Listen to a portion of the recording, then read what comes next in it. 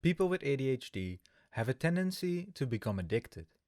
This can be to many things, like drugs and alcohol, weed and cigarettes, but also YouTube, games, TV series, and social media. Knowing how you become addicted and how your brain tricks you to become addicted is a vital step into breaking this cycle. This is a complex issue, so I will try to explain it as simple as I can. In this video, I want to discuss why people with ADHD are more prone to addiction, how we become addicted, and then I will explain the habit cycle. So let's get into it. So why are people with ADHD more susceptible to addiction? This all comes down to our brain.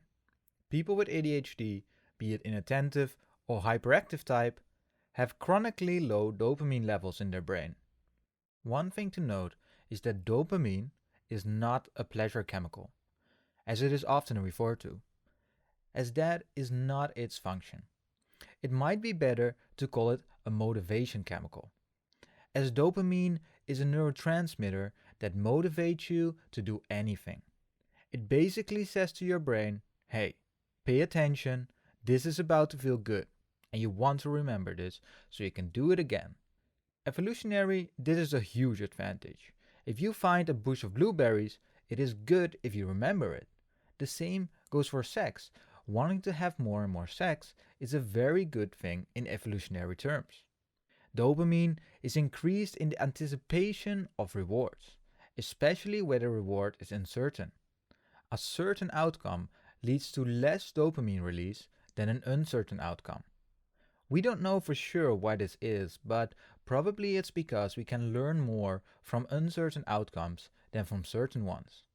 When the brain has chronically low dopamine, it wants to up those levels. Now, this results in the brain looking for the best and easiest ways to increase it. Here is where the problem is. The ADHD brain gives more priority to actions giving us dopamine. So you consciously might not want to spend 2 hours on social media, but unconsciously, your brain is telling you that this is the best and easiest way to increase dopamine, with the least amount of effort. The same goes for gambling, games, TV series, etc. Let's take social media as an example. It is very easy to access. You are getting a notification that reminds you that someone likes you or wants to connect with you. And once you are on any of their platforms, they usually have endless feeds, where they implement the strategy of uncertain rewards. The next post might be funny or educational, or boring like a food post. This is a gambling mechanism that is very addictive to our brain. It is also everywhere. You can get confronted with social media daily. It is used to sign in for a lot of websites and apps, and people around you are using it, creating a false sense of missing out. All this makes it very easy to get addicted to social media. But the same goes for a lot of other things. YouTube is designed to keep you watching for hours, with things like autoplay, suggested videos, notifications, and the uncertain reward aspect, where a video might be good or bad. In this modern world, your attention is worth money.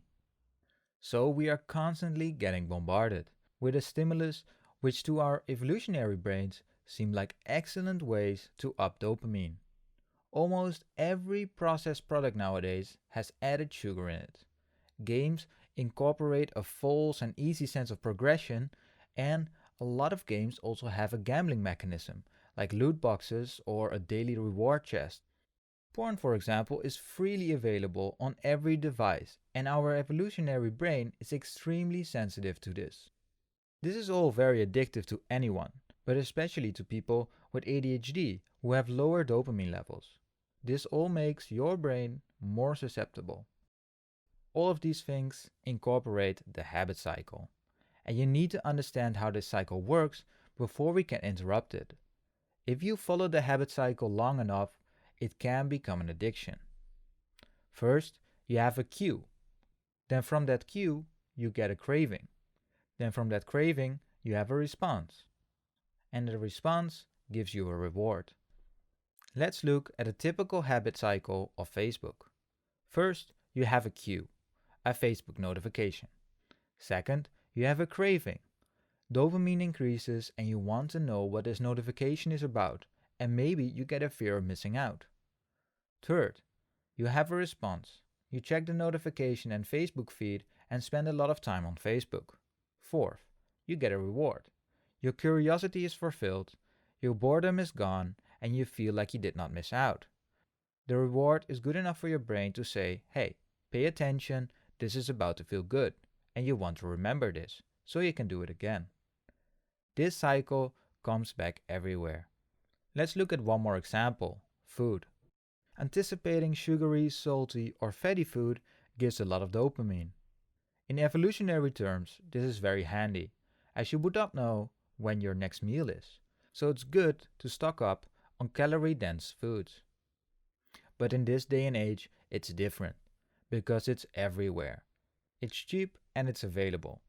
So let's look at the potential habit loop for chocolate. Cue. You are hungry and see a bar of chocolate in your pantry. Craving. Dopamine increases in your brain and you want the chocolate bar. Response.